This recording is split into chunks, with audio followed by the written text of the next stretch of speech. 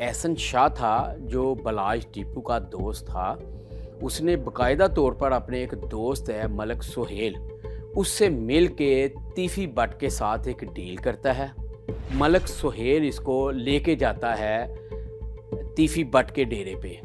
अच्छा, वहाँ पे 2 से 3 घंटे वहाँ पे ये मीटिंग होती है और प्लानिंग हो रही होती है कि कब इसने शादी पे जाना, किस रूट से जाना है और कहाँ से वापस आना है, और गाड़ी जो बुलेट प्रूफ क्योंकि इसके पास होती है और हर जो बदमाश है वो बुलेट प्रूफ की ही गाड़ी में जाता है। अच्छा, जब ये प्लानिंग होगी फाइनल और 50 लाख रुपए इसके एडवांस भी दिए गए मुल्ज़मान की तरफ से कि बलाज टीपू को अब किस तरह मर्डर किया जाएगा, ये चीज़।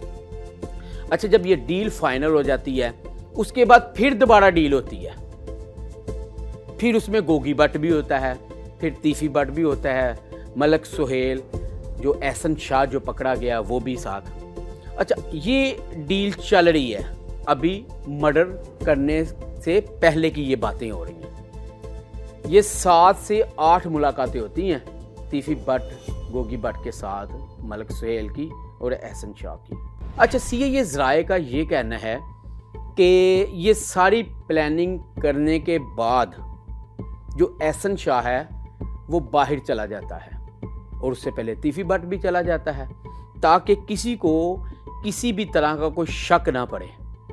अब वक़ुआ जिस दिन होता है उस दौरान बाकायदा तौर पे ये प्लानिंग जो पहले से हुई होती है वहाँ पे शूटर और उसके साथ जो साथी हैं वो मौजूद होते हैं। दरअसल ये शादी की तकरीब नहीं बल्कि मौत का परवाना दिया गया था एहसन शाह की तरफ से। तीफी बट को बताया गया था कि वहाँ पे इतने लोग होंगे, ये यहाँ पे खड़ा होगा, उस दौरान शूटर यहाँ खड़ा होगा। ये सारी प्लानिंग और CDR भी आई है इन चीज़ों की ना, ठीक है। लिहाजा जो प्लानिंग जब फाइनल होगी वहाँ पे चले गए और बलाज टीपू का मर्डर हो जाता है।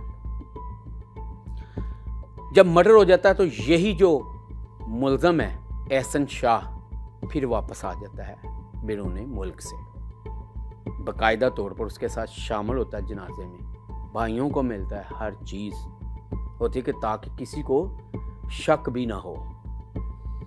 जब पुलिस CIA और इन्वेस्टिगेशन इसमें तफ्तीश दोनों कर रही होती हैं, जब कॉल डाटा निकलता तो उसमें एहसन शाह की बाकायदा तौर पे काले भी मौजूद हैं और फिर पुलिस ने उसके बाद कार्रवाई क्या की, इसको गिरफ्तार कर लेती है एहसन शाह को।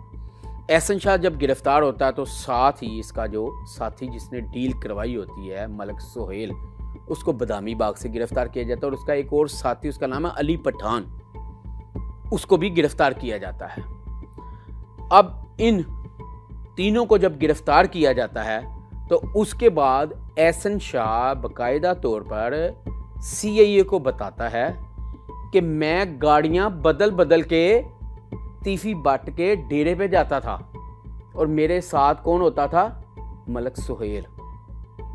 अच्छा, जब गाड़ियां बदल के वहां पे जाता था तो वहां पे जब डील होती वापस फिर किसी और गाड़ी पे आता था, जाता किसी और गाड़ी पे था।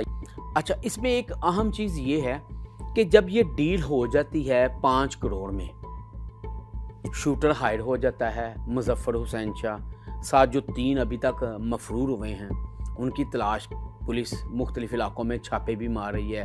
बाकायदा तौर पर गोगी बट के घर पर भी 2 मरतबा छापा मारा गया, फिर लाहौर से बाहर भी पुलिस की टीमें जो हैं वो छापे मार रही हैं। अच्छा, ये 5 करोड़ में डील हो गई।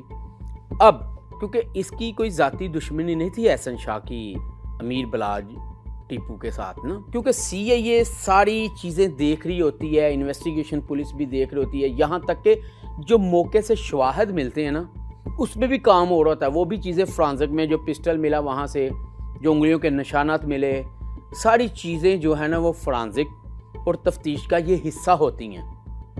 और सबसे बड़ी बात, जो मोबाइल उस दिन उसके पास से मिला, जो नया मोबाइल था जिस पे एक कॉल हुई थी, बाकी जो उसका पुराना मोबाइल था उस पर तो बेशुमार कॉलें थी और बाकायदा तौर पे राब्ते भी था।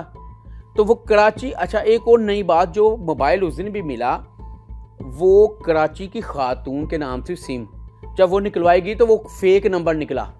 ये सारी अपनी जो पिछली कहानी थी वो बताते हैं सीआईए को कि हमारा पहले से ये प्लान चल रहा था और मीटिंगें हो रही थी, और जब हमें ये पता चल गया कि बलाज अंदर चला गया है, उसके गार्ड भी साथ हैं, और हमने वहाँ पे बाहर बैठ के पहले एक जो शूटर है मुजफ्फर हुसैन उसको अंदर भेजा कि यकीन हो जाए कि इनके पास कुछ भी नहीं है। जब उनके गार्डों को यकीन हो गया तो उसके बाद उन्होंने फायरिंग की, और बाहर भी अंधाधुंध फायरिंग की ताकि वो शूटर जो मौके पे मारा गया था वो बचा सकते, लेकिन अनफॉर्चुनेटली वो भी मारा गया उसके गनमैनों की फायरिंग से। ये जो एहसन शाह था, इसका अगर बैकग्राउंड देखते हैं तो ये क्लास फेलो था बलाज का, ठीक है।